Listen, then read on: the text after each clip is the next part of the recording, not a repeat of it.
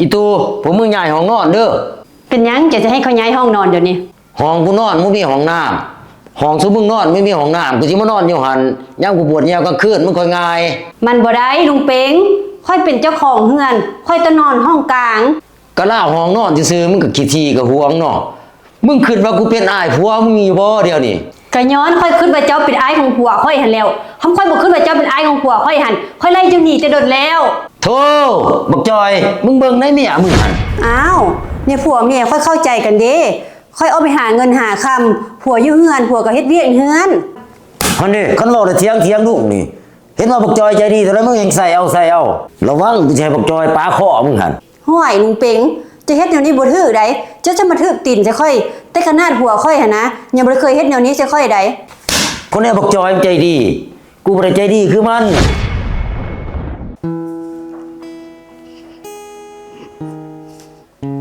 ฮะกินข้าวลูกฝากกินฝากไปโรงเรียนเฮ้ย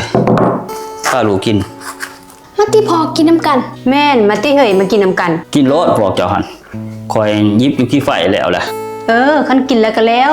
มาแต่มีเวียกอยู่ได้จ้อยเจ้าสิเฮ็ดอยู่บ่เวียกอยู่ใส่เฮ้ยเวียกนำสร้างรอนหั่นเด้ได้ยินว่าสร้างรอนเราต้องการคนอยู่ได้สร้างรอนสร้างหับตีเพดานหับเอาไฟฟ้าเขาเฮือนหั่นบ่เฮ้ยแม่นสร้างรอนสร้างเอาไฟฟ้าเขาเฮือนสร้างตีเพดานเฮือนเวียกเขาหลายได้เดี๋ยวนี้หั่นยังว่าเขาต้องการคนคอยว่าเขาบ่ไปดอกเฮ้ยคอยน่าจะบ่ไหวดอกคันไปน้ำสร้างรอนเพราะว่าสร้างรอนนี่สร้างเขาแต่ละคนนี่มีแต่ระดับมาตรฐานเด้คือสีมือสำข่อยนี่ไปน้ำเขาบ่ได้ดอกบ่ไปก็บ่เป็นหยังอยู่แต่เฮือนละลานี่หั่นค่อยก็เลี้ยงเจ้าได้อยู่ดอกค่อยก็คิดแนวนั้นหั่นแหละเฮ้ยเจ้าขายเงินค้ำกำแก้วเจ้าก็ได้ดีอยู่ข่อยบ่จำเป็นต้องไปเฮ็ดเวียกดอกข่อยอยู่เฮือนอยู่ซ่านเฮ็ดอยู่ครัวกินให้เจ้ากับลูกแต่ละมื้อนี่ข่อยก็ว่าโอเคแหละซำนี่ก็ดีคือกันแต่ว่าค่อยก็สิช่วยเจ้าอยู่ดอกเวียกเงินเวียกซ่านหั่นแต่ว่าสิบ่ได้เต็มที่ได้เพราะว่าค่อยก็ค้าขายบ่เป็นหยังเฮ้ยข่อยก็ฮู้ดีว่าเจ้าค้าขายมีแต่วันธรรมดาแต่งอยู่แต่งกินตอนเช้าตอนเพลตอนเที่ยงนี่ข่อยสิรับผิดชอบเองทั้งหมดมีแต่ว่าวันเสาร์วันอาทิตย์คันเจ้าอยากซอยข่อยจะก็ซอยแต่ว่าคันบ่อยากซอยก็บ่เป็นหยังเพราะข่อยก็เฮ็ดได้อยู่ก็ตามนั้นหั่นแหละเฮ้ยตามที่เฮาเคยเฮ็ดผ่านมาหั่นแล้วโอเคเอาตามนั้นเฮ้ยมีแต่ว่าพวกเจ้าพากันกินโลดข่อยสิไปซักเครื่องก่อน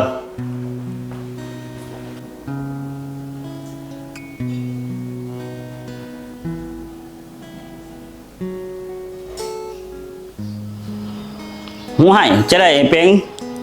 คือมาหอบเครื่องหอบของมาลุงตุงติงมาโอ้ยก็มาลงตุงติงนั่นแหละกูว่าสิมาอยู่นำมึงได้นี่อ้าวคือว่าสิมาอยู่น้ำข่อยลูกเมียเจ้าเด้ซะบ่ว่าที่ผิดกันอีกแหละกูตีมัน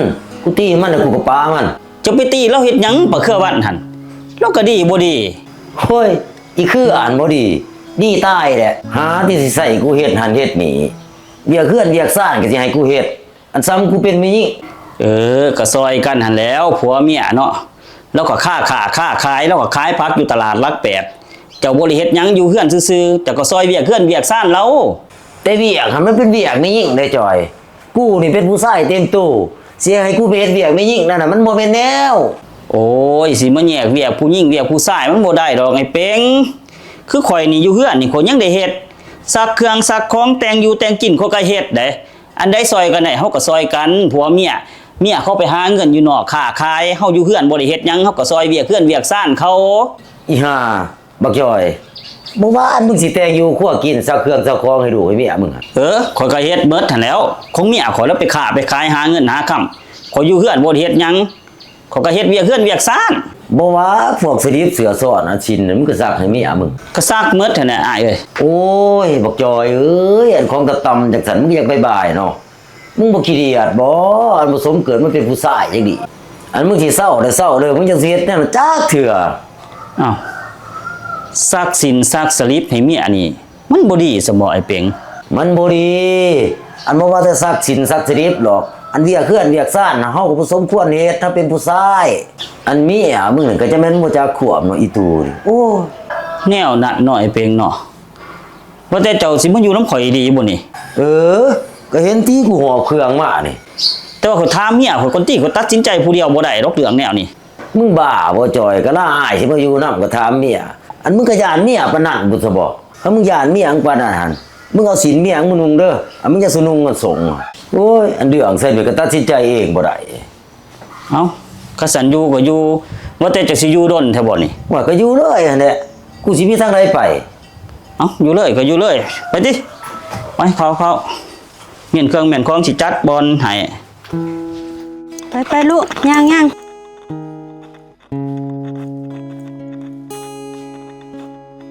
ไปย่างไว้ลูก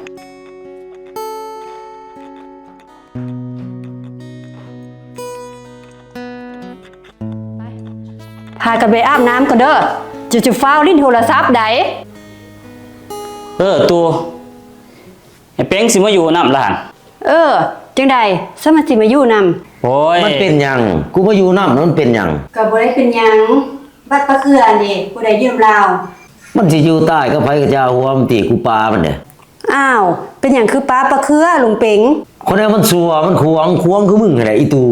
ห่วยลุงเป็งค่อยสวยอีสังเดี๋ยวนี้ค่อยคือบ่ได้เฮ็ดอีหยังให้ไผนะ มึงบ่ฮู้จักเวียกเฮือนการสร้างอันเวียกต่ำๆมึงยังให้ผัวเฮ็ดอันมึงนี่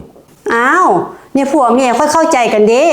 ค่อยเอาไปหาเงินหาคำผัวอยู่เฮือนผัวก็เฮ็ดเวียกเฮือน อันนี้คันเว้าได้เถียงลูกนี่เห็นว่าบักจอยใจดีแต่แล้วมึงยังใส่เอาระวังกูจะให้บักจอยปาคอมึงหั่น ห่วยลุงเป็งจะเฮ็ดแนวนี้บ่ถือใดจะมาถือตีนจะค่อยแต่ขนาดผัวค่อยหั่นนะยังบ่ได้เคยเฮ็ดแนวนี้จะค่อยใด คนนี้บักจอยมันใจดีกูบ่ได้ใจดีคือมัน จอยจะเบิ่งได้ลุงเป็งเฮ็ดแนวนี้น่ะค่อยบ่มักใด บ่มักนำมึงเสียจังไดกูเป็นลูก พอแล้วไอ้เป้งถือสาเมียข่อยเฮ้ยนี่แต่ว่าเจ้าไปก่อนไปเจ้าไปแต่งบนอยู่บนนอนให้ลุงเป้งไป หันมึงบักจอยเมียมึงหันหน้าแข็งคือหยังนี่ใครแม่นกูนี่สันแข็งกูใส่แล้ว โอ้ยใจเย็นๆเจ้าก็ได้เฮ้ยตัวเชื่อจะสิไปถือสาแล้วเด้อไอ้เป้งหั่นเรายังสับสนน้ำดูน้ำเมียเราอยู่เราอุกใจ สับสนก็บ่ควรมาลงใส่ค่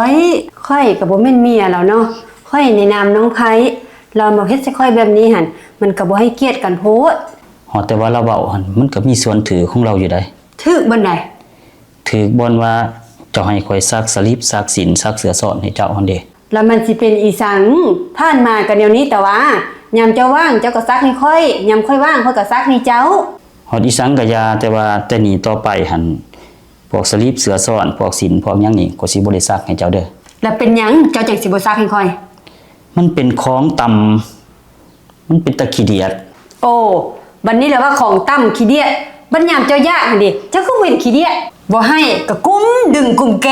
ซ้ำบ่พอเอาไปดมอีกบัดนี้แหละว่าทำท่าขี้เดียดโอ้ยเนาะเศร้าบ่ต้องเว้าค่อยหมดอารมณ์เวียกแบ่งกันบ่แห้งแล้วเคยเฮ็ดอะไรก็เฮ็ดแนวนั้นแหละเฮ้ยใส่คงกินคือบ่มีจะให้ลูกกินหรือให้มันไปเรียนเพิ่มนี่นะ บ่มีเฮ้ยบ่ได้เฮ็ด กูนี่บ่ให้มันเฮ็ด อ้าวคือบ่เฮ็ดเฮ้ยลูกสิกินอีสังสั่น กินหยังก็กินติสิมาใส่มันหยังบักจอยเฮ็ดอยู่เฮ็ดกินมันเป็นผู้ชายมันไม่ยิ่ง นี่ด้าไปท่ายรถไปจนได้แม่พาไปกินกับเปียกไปดูไปจะเฮ็ดแนวนี้หั่นหมายความว่าจะได้จ้อย หมายความว่าแต่นี้ต่อไปนี้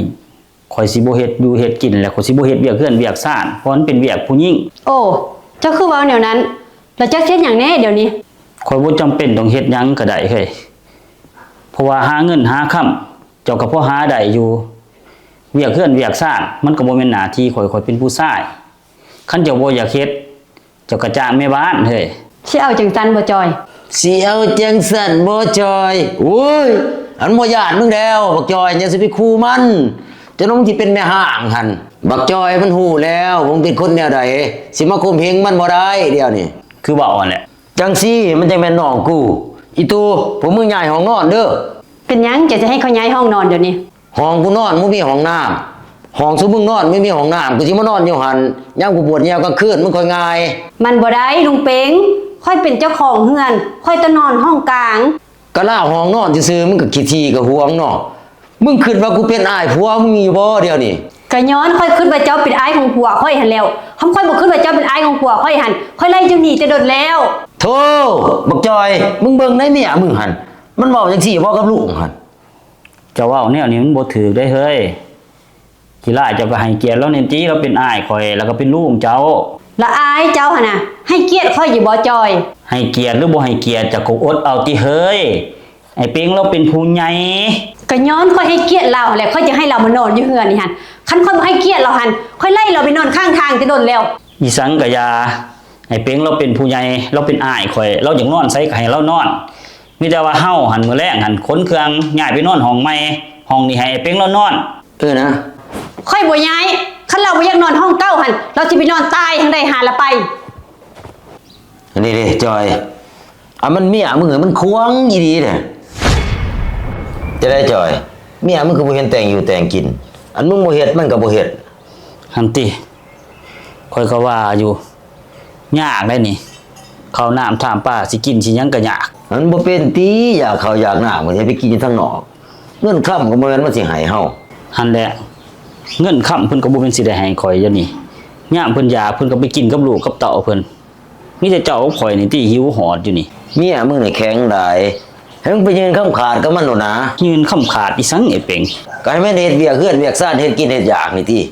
คันมันบ่เฮ็ดมึงก็คูมันโดดว่ามึงสิปามันมึงต้องให้มันฮู้ได้อันใดเวียกผู้หญิงอันใดเวียกผู้ชาย เอาแนวนั้นบ่ไอ้เป่ง เออ